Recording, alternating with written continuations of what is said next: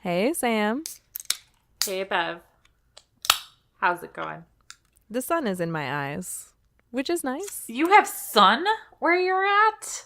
I do. I have sun, even though the wind is blowing like crazy. And I feel like we're allowed to complain about the weather because Oh, everyone else is also. well, technically, we are in what they're calling a quote unquote bomb cyclone, whatever that means. But we have a little bit of snow happening out my window. It is windy AF, and I just don't want anything to do with it, if we're being completely honest. Yeah, no snow here, but windy AF for sure. Ugh. Yeah.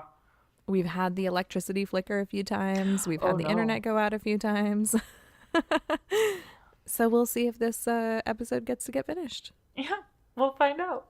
I mean, total side tangent here. My husband and I had to go drag a 10-foot windmill out of the yard Oh because no. the wind blew so hard. My windmill got ripped out of the ground. But luckily it didn't crash to the ground. It just kept leaning back really far. We were like, we better go rescue that thing. Luckily we have a giant barn to put it in, but it was tricky to like Yeah. walk it over to the barn while the wind was blowing. Yeah, with a 50-mile-an-hour wind gust. No We're big like trying deal. not to get killed by the fan blades or anything. I'm like, if this was like Final Destination, one of us definitely would have like at least lost an appendage, right? Absolutely. So what are you drinking over there? So I have a barefoot spritzer. Ooh. It's a crisp white and it's a wine-based spritzer. So it's basically barefoot wine with like, what's it say? Carbonated water. Hey, look at that. Okay. So it's like you know how you can have like a white wine spritzer? I think that's what's happening in this can. But I have this thing where like I record with you and I open a bottle of wine and I don't drink it all in time and then it goes bad. So I was looking for like canned wine, like you hear them talk about on My Favorite Murder. Oh And yeah. so I found this spritzer situation in my grocery store and I was like, I will try this. And it's quite delicious. Has aromas and flavors of pear and apple, so it's very nice. I like it. Ooh, that sounds delicious. Hmm. So, what are you drinking over there? So I am drinking a Marble Brewery Passionate Goza, Ooh, and it is an ale brewed with passion fruit. And it says, fantastically fruity and bright. This celebratory sour ale is seasoned with passion fruit and a hint of salt. nice. And Marble Brewery is in New Mexico. Oh, And I have been there. They okay. have a location at this really cool place called Green Jeans, and it's a bunch of semi truck. What are those called? Like containers, the shipping containers, Oh, stacked up okay. randomly, and they've turned them into like restaurants and stores and stuff. It's super cool. It's in Albuquerque, so if Okay. anybody is near there, I'm sure they know about it, and they're like, "Yep, Bev didn't quite describe that properly, but." But you know what? I don't know any better, so So there we go. Yeah, and I've only been there twice, so I'm not an expert by any means, but welcome to We Drink and We Farm Things. woo! That's Bev over there. Yeah, and that's Sam over there. And this is the Farm Comedy Podcast that is happy hour for your ear holes. We drink adult beverages, talk about farming things, and give zero clucks about not having the perfect farm life. Wah, wah. Right. Yeah. Wow, wow is correct. But you know what? Not that we don't want our farms to be full of good things all the time, but the true reality of farm life isn't always rainbows and sunshine. We like to keep it real with you and have discussions that include the mistakes we make, new knowledge we gain, entertainment, and sometimes we go off on tangents that are non farming related. And speaking of tangents, you can find those over on the Patreon. Yes, we did not record one of those this week because we did record a mini-sode. Do we want to spoil who it was with, just in case it doesn't drop before this? Yeah, we recorded with Beaver Vineyards. Yes, it was so much fun, you guys. But that does mean we've had some wine already, because of course we had to drink wine when we were talking to somebody that owns a vineyard. So bear with us today. We're hoping to keep it classy. I But we'll see mean, what happens. keeping it real corner, I almost just poured my beer into my wine glass from the wine that I didn't quite finish from that episode. No. So we're off to a great start. Wait, this isn't the right glass. Switch really quick. Oh, man. Well, we usually have a nice little BS session. So you can go check that out on the Patreon. Patreon.com/drinkandfarm. We do not drink when we record those, just as a note. But we do like to talk about regular things. Sometimes they're farm related, sometimes they're not. It just gives you a chance to get to know us better. But if you don't want to get to know us better, we don't want to ram that down your throat either. But that is free for everyone to go check out. And while you're there, consider becoming a Patreon supporter of the podcast, because right now we're getting ready to prep our thank you gifts for the $5 level and above. And those will go out in early April for the Patreons that are active as of April 1st. Right. So that's not like an April Fool's joke. Like if you actually are active on April 1st, you'll get a gift. We swear. We promise, not a joke whatsoever. And also consider becoming a Patreon, because we're getting ready to go to Coop Camp. And one of the things that we're going to do while we're there is record a live episode. We're also going to be emceeing Chicken Poop Bingo, and we're going to also teach a workshop. And we need some new equipment in order to get all of that stuff recorded for you guys so that we can post it like as if it were a podcast episode, because we're going to be on the road. So we're not going to have like our big giant things that we usually have at home. So yeah, becoming a Patreon now is super awesome, because it means we can bring all of this cool stuff to you. We're going to be like working hard while we're there. Right. So if you can't make it, it'll be like you kind of sort of made it. You just don't get to see our actual faces and the faces of other fabulous people. Like quite a few of our sponsors will be there. So we're super excited to meet them in person. We've already met Tina in person before from Honey and Rue, but we're excited to meet a few others.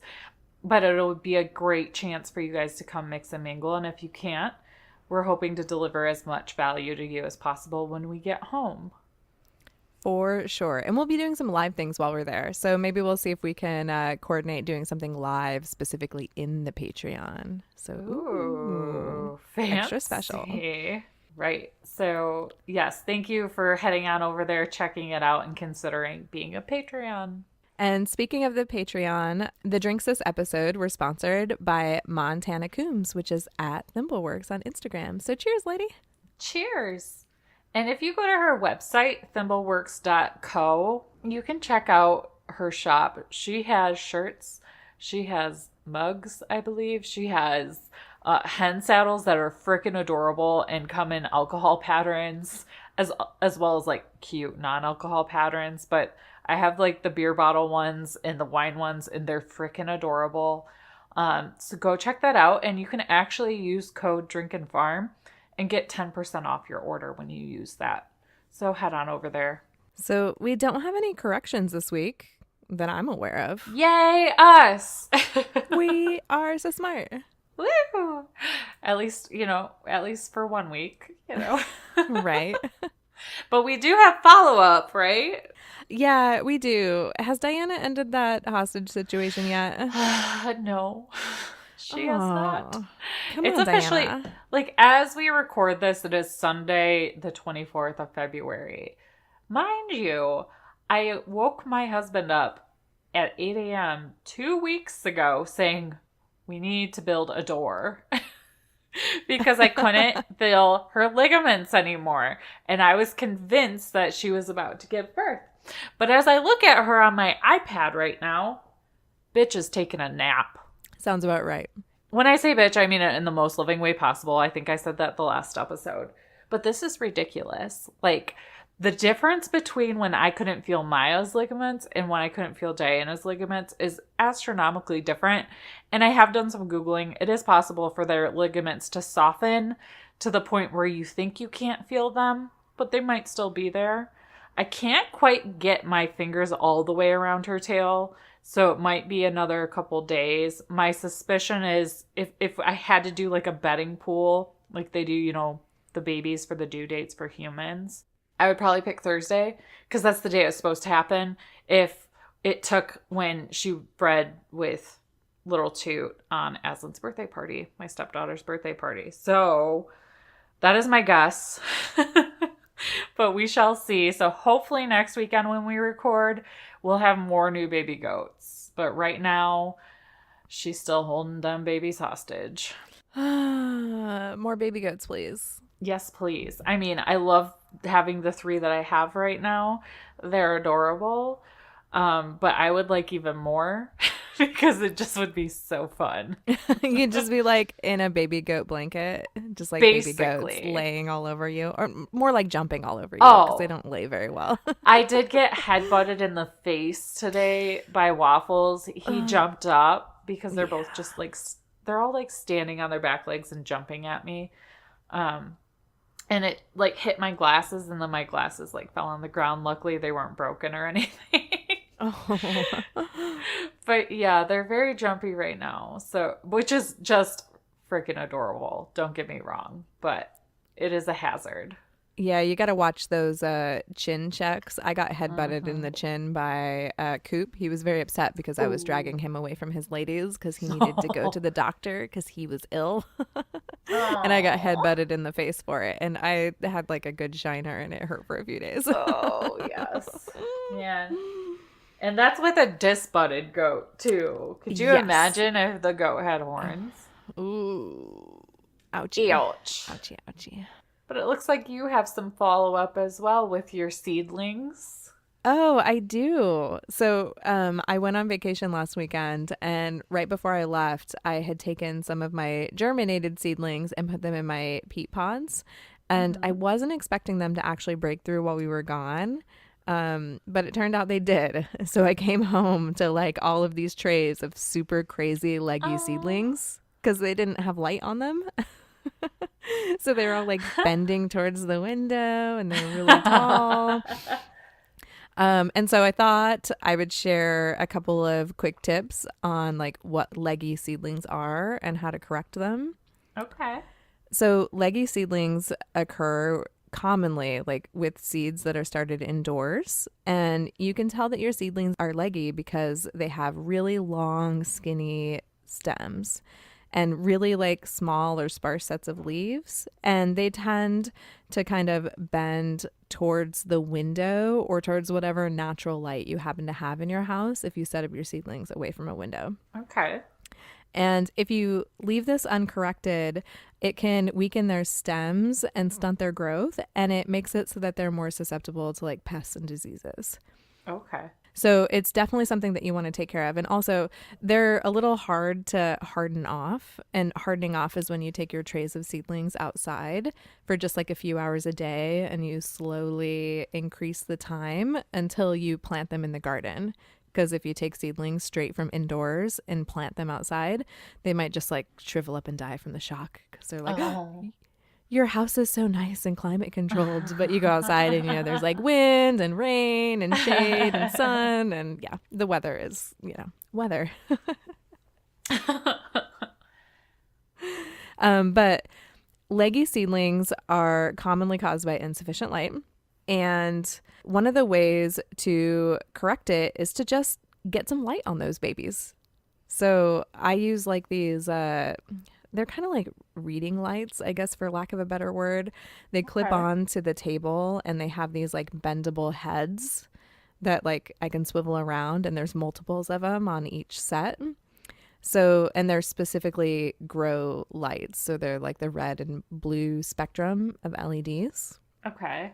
But instead you can just hang like fluorescent lights or just regular white LED lights, and you want to hang them really close to the seedlings because you'd be surprised. Like they gotta almost be touching them when they're new. Like you think if you just like put a light on them that they'll be okay, but really close is really the name of the game for them because they get a little bit of heat from the light, which can be tricky with LEDs because they don't put off very much heat. Right. And also they get like the color wave spectrum, and we've already learned Bev is not the greatest at the science.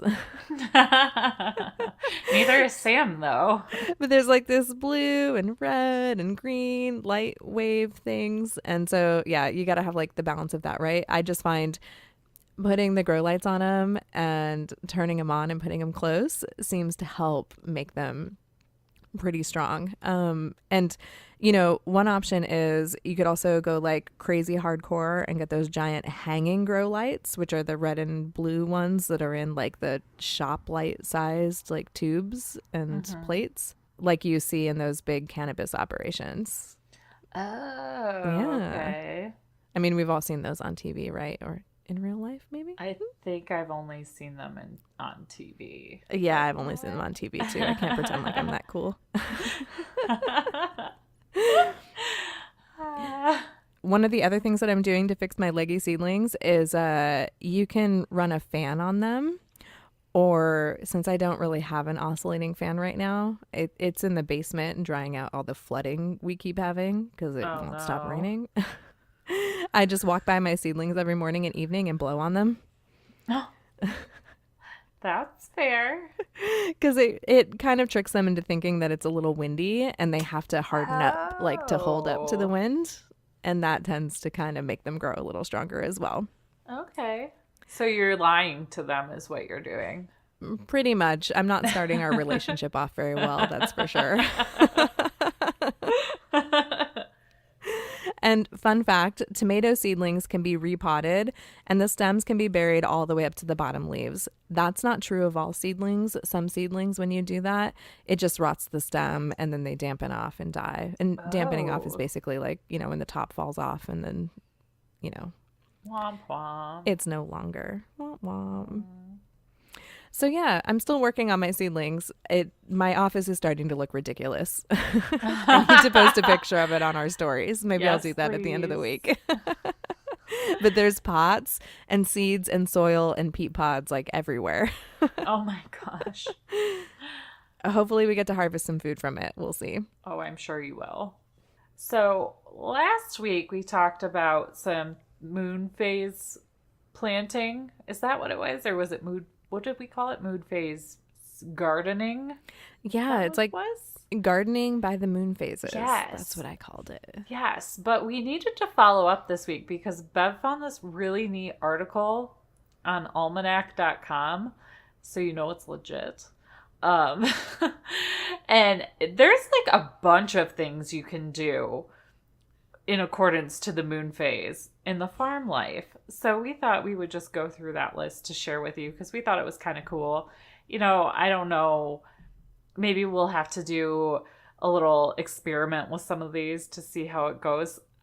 I'm not convinced that this is all real, but maybe it is. I don't know, but it kind of feels a little like old wives' tale to me. But I'm willing to give this stuff a shot just to see how it makes things go. Well, it was really funny. What brought this up was last night we had some friends over and one of them mentioned, yeah, we were talking about we need to re-gravel our driveway, long story short. And he's like, yeah, my friend says that you are only supposed to re-gravel your driveway like during I forget what it was, like a new moon, when the moisture is the least in the ground. Oh. Yeah. And when he said that, I was like, oh, yeah, last week on the podcast, we talked about like moon phase gardening. And that makes sense to me now that I understand how the moon affects like the moisture level in the ground. And I explained like, watch out next time you mow, like right before a full moon and you see it, like suddenly shoot up 3 inches the next day. And so he's like, no, this can't be a real thing. I'm like, yeah, Google it. So he Googles the gravel and the moon and, this came up. And we had like a really good laugh over it because I was like, yeah, no, now that I know what I know about moon phase gardening, I wouldn't be surprised if all of these were true, like in some sense. Oh, yeah. Yeah. I mean, like reading through the list, some of these really do make sense. Some of them kind of make me tilt my head and like stroke my chin a little bit. Like I have a beard, but I don't. The age-old practice of performing farm chores by the moon stems from the simple belief that the moon governs moisture. And Pliny the Elder, which, fun fact, is also the name of a beer that's brewed by Russian River Brewing Company, Oh which is my gosh. located outside San Francisco, California, is a first century Roman naturalist. He stated in his Natural History that the moon, quote unquote, replenishes the earth when she approaches it, fills all the bodies, while when she recedes, she empties them.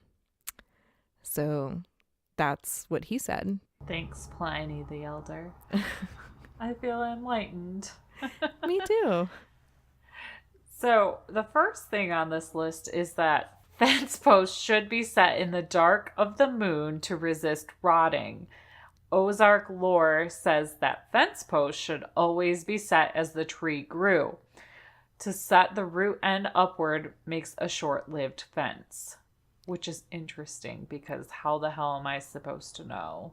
I was just going to say TSC needs to start marking those things, root end, not root end. That would be helpful. Yes. Thank you very much. Hashtag life out here. For us that do not cut down our own lumber, it's a little tough to tell. Right. Yes. Yeah, and don't begin weaning your animals when the moon is waning. There's no explanation. That's just all it says. Just don't do it, apparently. Also, it's, best practice to castrate and dehorn animals when the moon is waning for less bleeding. Just FYI. No I could see explanation that for that either. Well, really. because when the moon is waning is when it's not pulling moisture out. Oh. So when it's waxing, your animal will bleed more.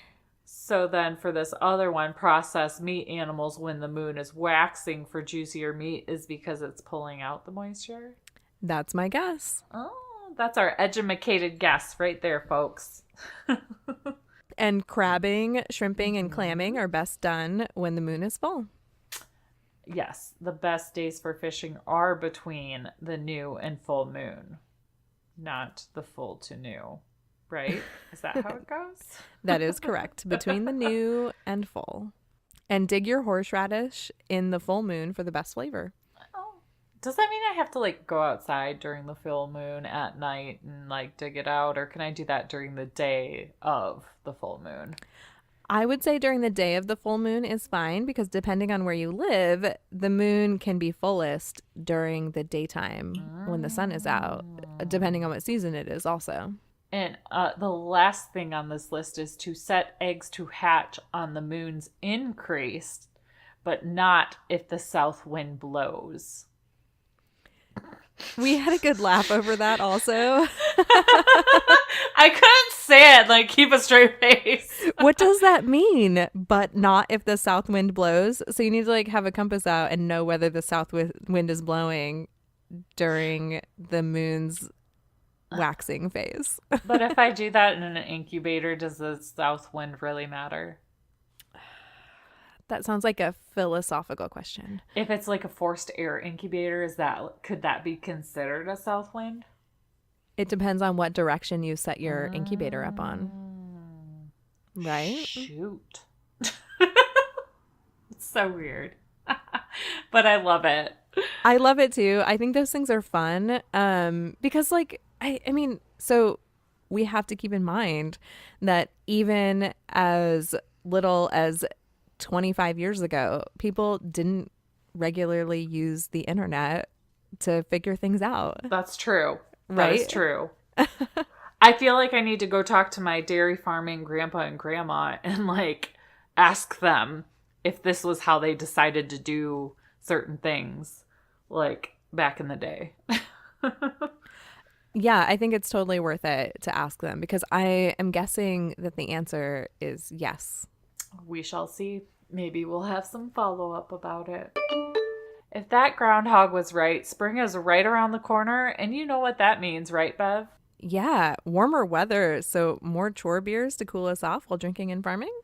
Well, yes, but also warmer weather means more pests will be returning to our farms. But with First Saturday Lime, we'll be prepared. not only is it a natural way to keep pests away, it also helps absorb ammonia, deodorize, and it helps control bacteria, moisture, and mold. And right now, you can use our coupon code DRINK to get 20% off and free shipping. So go to firstsaturdaylime.com and use code DRINK today to save. And want to learn more about Lime? Check out our mini-sode with Jessica from First Saturday Lime titled Drink and Lime. You'll laugh, you'll learn, you'll have a good time, and you'll know everything there is to know about lime. So we did the not so fun part of baby goat keeping this week, and we disbudded the kids. Ooh. Yeah. And it was really interesting because the only disbudding experience that I've had before is somebody like just coming to our house after I got little Toot, and she just like, we took him outside and she just kind of did it. So I knew like basically they scream like bloody murder when it's happening, and so I kind of knew what to expect with the sounds and the smell and all of that. But Matt went with me, so he hadn't seen it before. And, you know, as a note, we did talk about disbudding pros and cons a bit in the mini-sode titled Drink and Get a Kid that dropped on December 27th of last year, 2018. So if you want to learn more about like why it's good, why it might not be a right fit for your farm, definitely go listen to that episode. But we didn't really dive into like what the actual process is. So I thought I'd take the time to let everybody know how this one occurrence of it happened, because I do believe everybody does it a little bit differently. And I was just so impressed with how our farm vet did it. That's awesome. And I'm so excited that you have a farm vet to do it. This is one of the parts of breeding goats that I'm not looking forward to. Yeah. But on our farm, we've decided that disbudding is the way to go. And it's a day of unpleasantness. But yeah, we talk about disbudding a little more in that episode, so I won't go into it. Right. So just as a note, like, I don't know, I haven't looked up like how much the iron costs to do it on your own, you know, the cost to build the box that they have to hang out in while you're doing it.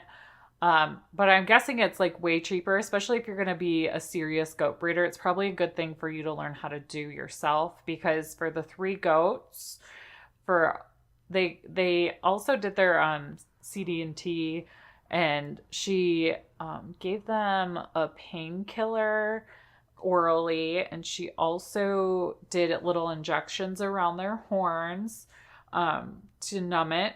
So she did quite a bit. Basically, this was like spa treatment compared to how little Toot got his done.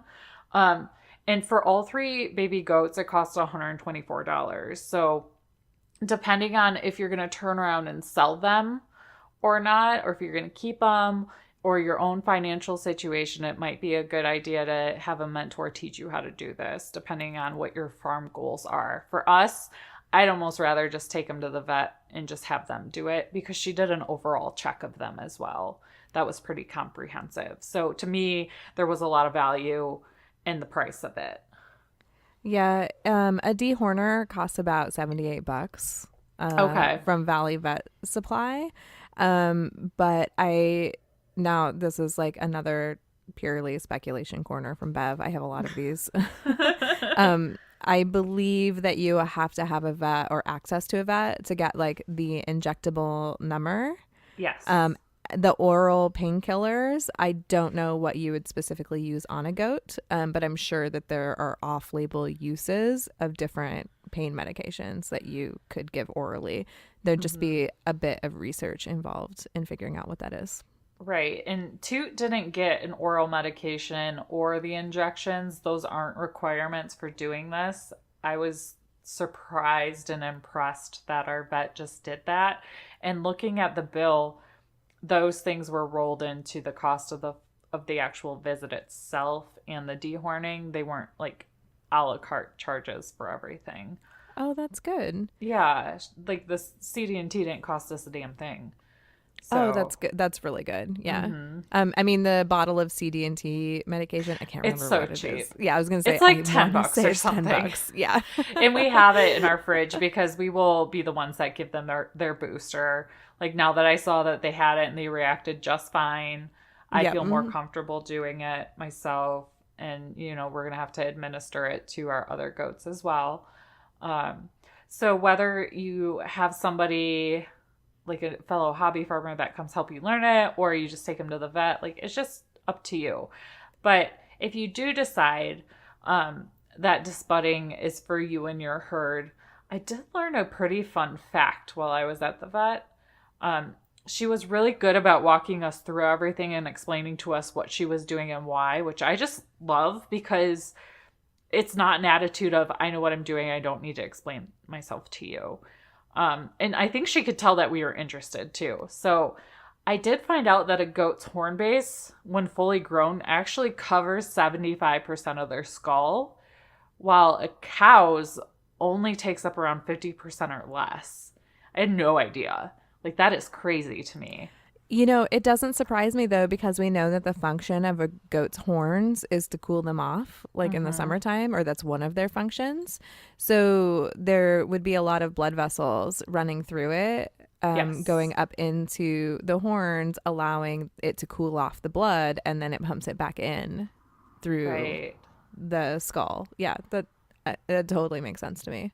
Something to consider too is that you can totally dehorn an adult goat, but it's way different than disbudding, and it's way messier and higher maintenance for after procedure care, and it's way more complicated. Um, just to kind of give you an idea, we'll link to the show notes like an article that was republished because it's got a lot of good information in it. But kind of the summary of that article is that you can numb that area and then take like a saw or some kind of like metal string thing and saw them off, which means you're going to cut the arteries that Bev just mentioned, and it'll clot, which is great. But then you're actually creating a hole into the frontal sinuses. So you'll have to cover or plug that hole with clean gauze and change that daily until the wound heals.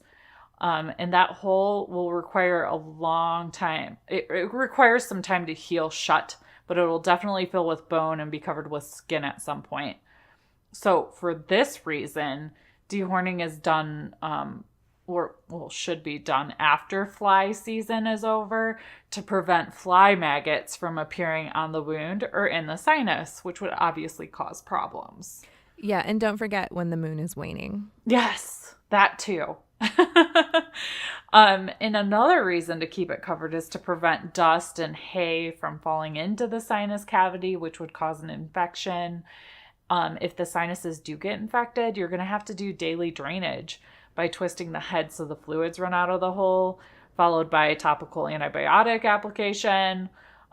There's different sprays or treatments you can use for that. So if you like get a goat and it has horns and you have other goats and they're all disbudded, this is something to consider. You're either going to have to separate that goat and get him a friend that has horns, or you're going to have to consider doing this procedure either with a vet or learning to do it yourself. To me, I would rather go through the very not so fun task of disbudding a baby goat or I was taking gonna them say, and witnessing it. you can also cut a pool noodle in half and cover those horns 24/7. That might do it. But oh Mm-hmm. my gosh, I'm not gonna lie, that procedure sounds like relatively awful for the humans and the goats. I would say the Yeah, dehorning an adult goat is one of those, like, only if absolutely necessary for right. one reason or another. And I've seen on the internet people use like, how like if you're gonna castrate a goat, you can use like little Cheerio bands. I've seen them do that with horns too. I didn't find much information on that. It's definitely Oh, okay. something that people could Google if they're interested, but definitely going to just try to disbud our goats up front so we don't have to worry about that. Um, so if you're going to go the disbudding route, the ideal window is between like 4 and 10 days old, which seems really young. And we actually waited until day 13, which was cutting it really close, especially for boys because their horns grow faster than the does. But because they're Nigerian dwarf goats, we made it just in time. For like a larger breed, it would probably have been too late and they wouldn't have been able to do it. So while 4 to 10 days seems like pretty young, what's going to happen is the vet, gave our kids a pretty rad haircut that was awful looking, but you could see like how much had actually poked through already in just under 2 weeks. Well, and the reason why you have to do it before a certain age is that the iron has to be bigger than the horn, because you can't just like burn off part of the horn. It has to be the whole thing. Right. So this is kind of how it worked at our vet's office, which I think, like I mentioned before, was different than what happened in our backyard with Little Toot a little over a year ago. So, like I said, she gave him a pretty awful looking haircut. And while this was happening, the iron was preheating. And the kids got that pain medication. The vet gave them CD&T. And then they got the 4 small injections around the horn, which was the numbing agent. I think it was lidocaine. I'm not totally sure. But honestly, the goats hated those little injections and they screamed their little heads off. And then they just kind of like hung back out with me a little bit. And we like traded the kids off for those first few steps so the numbing agent would have time to kick in. And then one at a time, we gave them back to her in the order that we went. And she put them in this little disbudding box, which you're gonna need because they're way stronger, squirrelier than you think. So you really shouldn't skip this part. I have seen videos on YouTube of people just having a helper hold the goat. I wouldn't do that right now because I'm still getting used to watching the procedure. Because you can't take your eyes off the kid if you're going to hold him. So yeah. Just consider that. And you need to get used to the smell of burning skin and hair and horn. So use the box. And then the vet sat on top of the box and then placed the iron down around the little butt of the goat. And then they do like counterclockwise circles for 3 to 4 seconds. And then the vet put a little like ice pack thing on their heads and let them rest a little bit. But she did say she wanted to do a figure 8 method.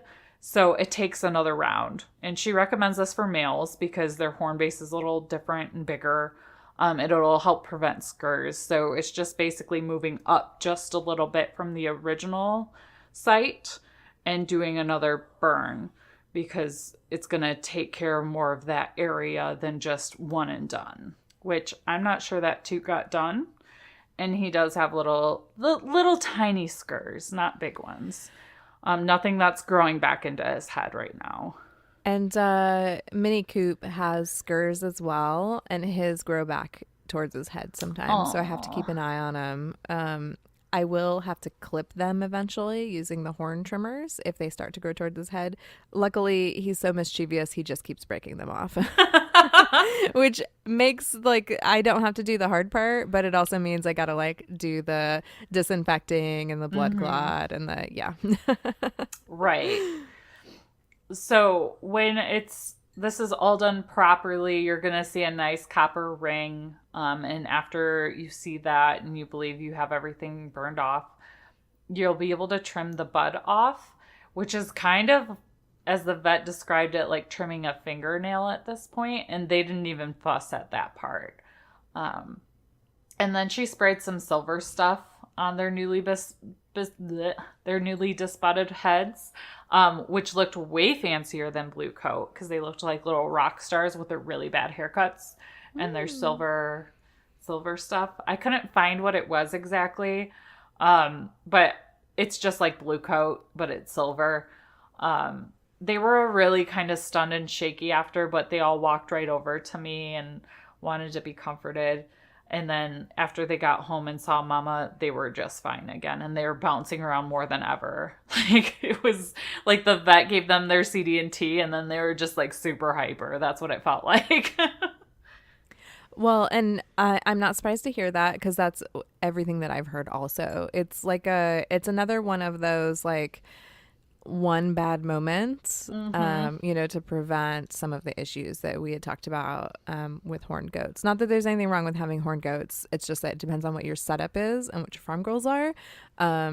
They can definitely cause issues depending on what you Right. want to do with your goats. Yeah. Right. Also, I found this really good article, or I guess it's a blog post from Weed'em and Reap. We'll link to in the show notes. It has really good pictures in it. It does differ a bit in the approach, which is totally fine. I think everybody does do it a little differently. But if you want to see what it looks like, or I suggest maybe YouTubing some videos, just to prepare yourself before you have to watch a baby goat go through that. Um, because it's not fun to watch. They do scream like you're killing them, even with the numbing agent. Like, honestly, I think they scream just as much with it. But I mean, I wouldn't like it either. So I don't really blame them.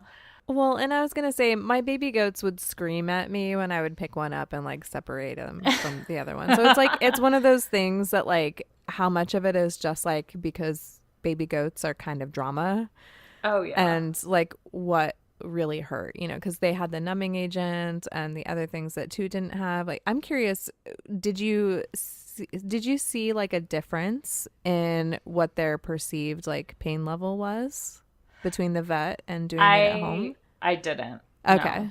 Yeah, and that's kind of what I thought because I had talked to my breeder and he works at a vet's office and he said he does all of his goats at home Mm-hmm. because like putting them under the general anesthesia or doing any of the other like numbing things didn't make any difference to how they behaved and they all just like bounced right off Oh, afterwards. yeah. Like as Oh, long as it yeah. wasn't under the general anesthesia. It turns out general anesthesia can be kind of dangerous for goats depending on Yep. what it is that they need. You have to like Mm-hmm. outweigh the risks and benefits of that. And for dehorning, the risks don't outweigh the benefits Right. because they don't act any different afterwards.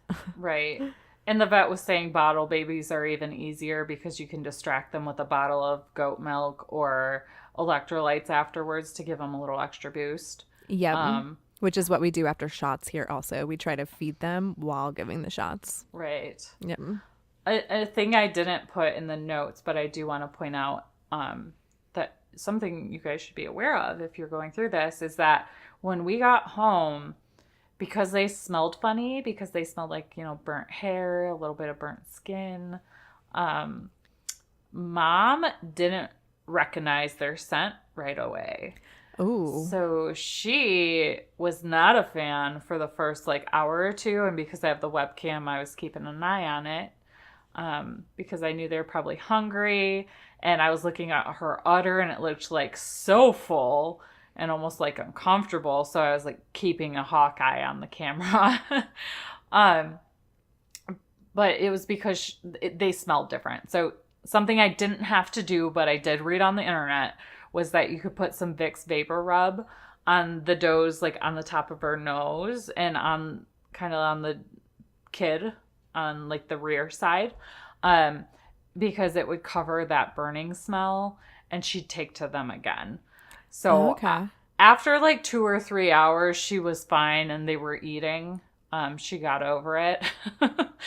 But, it's very, very unlikely that she'd completely reject them after that. But it's not super weird if mom's acting a little funny towards them afterwards. So just a note, I was really concerned for a minute, but it turns out that can be kind of normal. Well, another thing that I thought of, which is another like purely speculation corner on Bev's part. Bev just likes to like make shit up and then correct herself next week. I wonder if milking her a little bit and putting it on the baby goats would Oh. like make them smell like hers again. Yeah, I don't know. That's an interesting point. I did see if mom rejected them right after birth, you should kind of like wipe them on her backside so she could smell them that way and smell her on them. So I don't know if that would work with milk. Maybe we'll have to do a little research and do a little follow up next week. Yeah, for sure. I'm curious about that. So we learned that chickens are going to help kick cancer's ass if the FDA approves of it.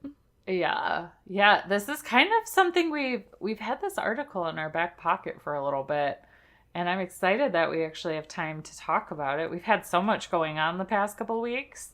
But we're excited to tell you guys this. Not so much like late breaking news, but yeah, so it turns out that the University of Edinburgh, which is in Scotland, their researchers have genetically modified hens that can lay eggs containing a protein able to treat cancer. Woo! That's where the excitement noises go. It's a little delayed on my part, but well, it's funny. It's like it's one of those things that like when you hear it, you're like, wait, how am I supposed to respond to this? What?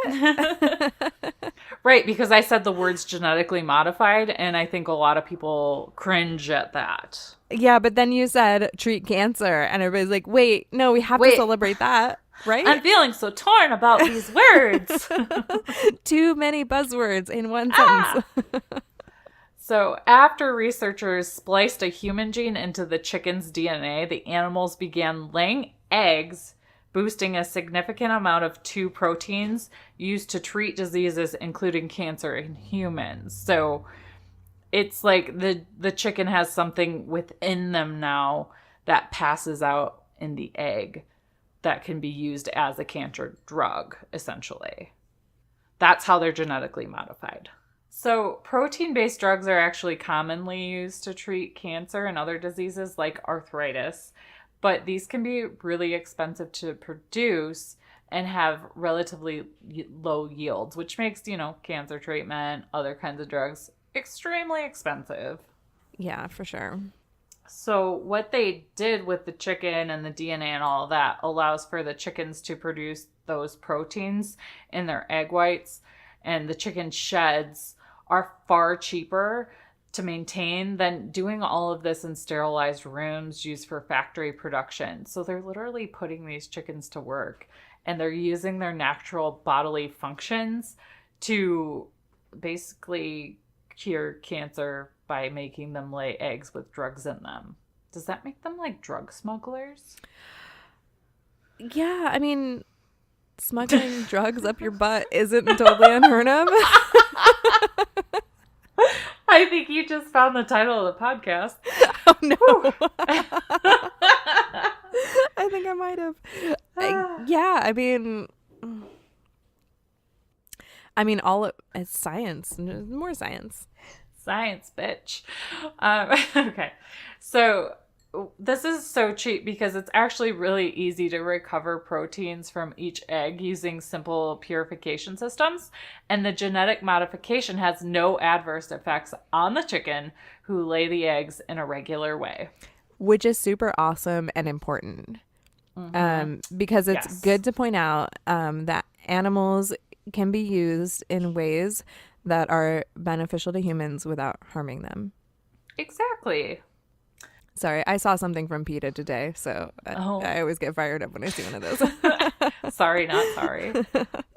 So if you're super sciencey and nerdy, maybe this will make sense to you. But the team has focused on two proteins that are essential to the immune system. One is IFN alpha 2A, which is a powerful antiviral and anti-cancer kind of effect on the body. And then the other is a macrophage CSF, which is being developed as a therapy that stimulates damaged tissue to repair itself. So it's like two power proteins. I'm really glad that you're the one that had to say that, because when I was reading it, I was like, if Nalpha 2A. I'm just totally guessing if that's how you actually say that.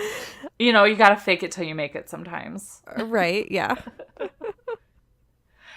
But I think it's really interesting to point out, too, that 3 eggs are enough to produce 1 dose of the drug.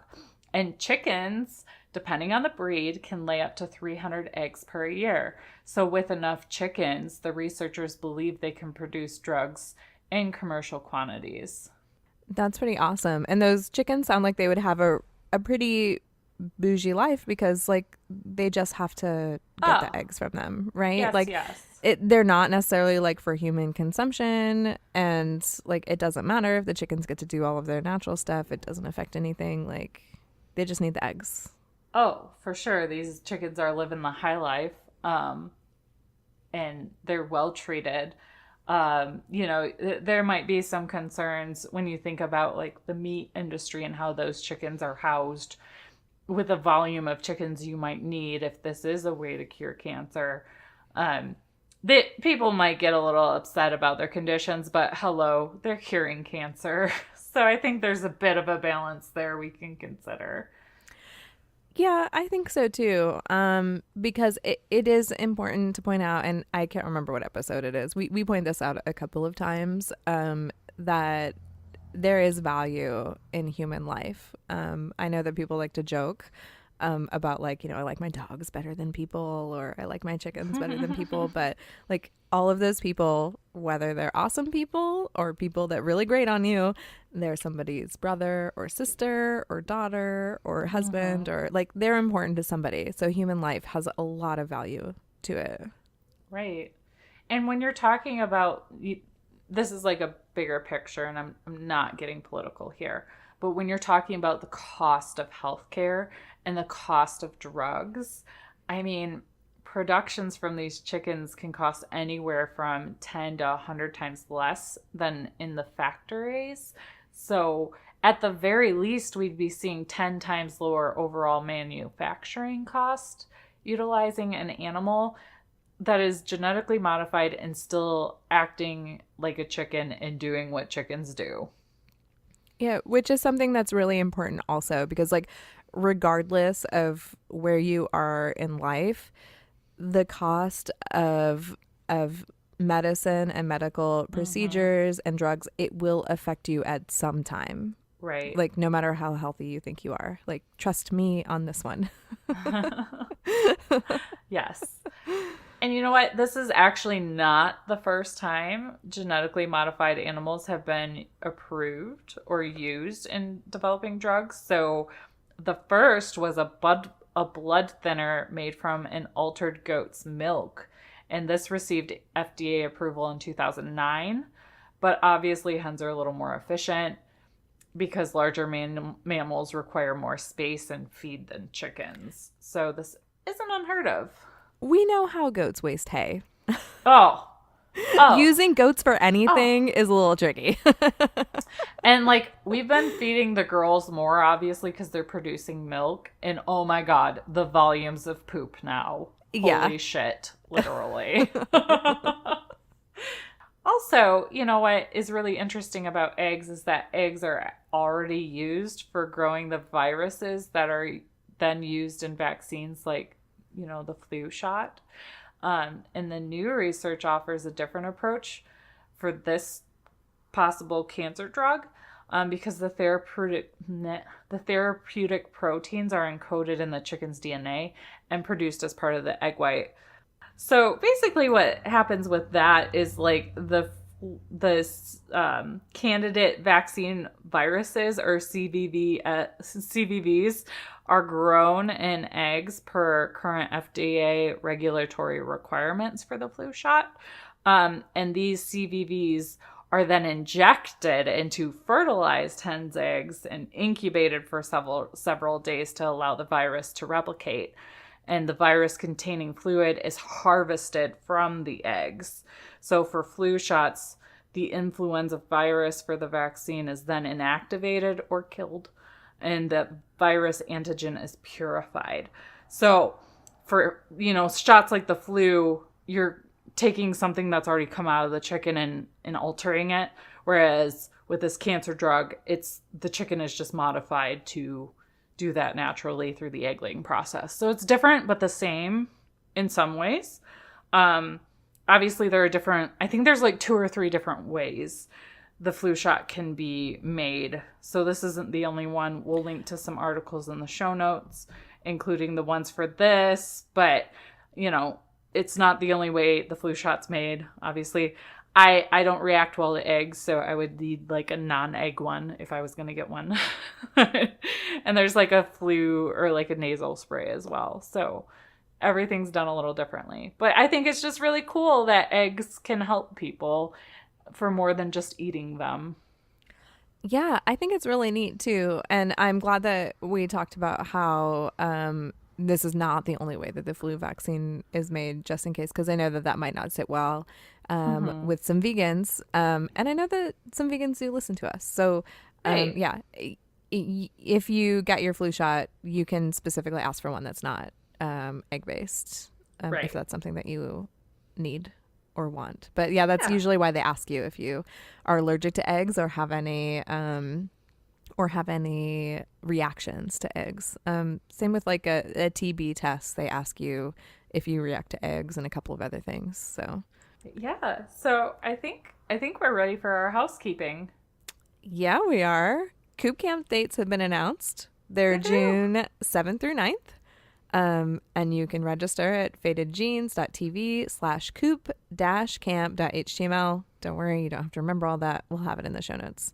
And you can hang out with us, your favorite Right. podcasters. Yay! Yeah, we just officially booked our hotel room, so it's like official that we're going. Not only do we have admission, we also have a place to stay.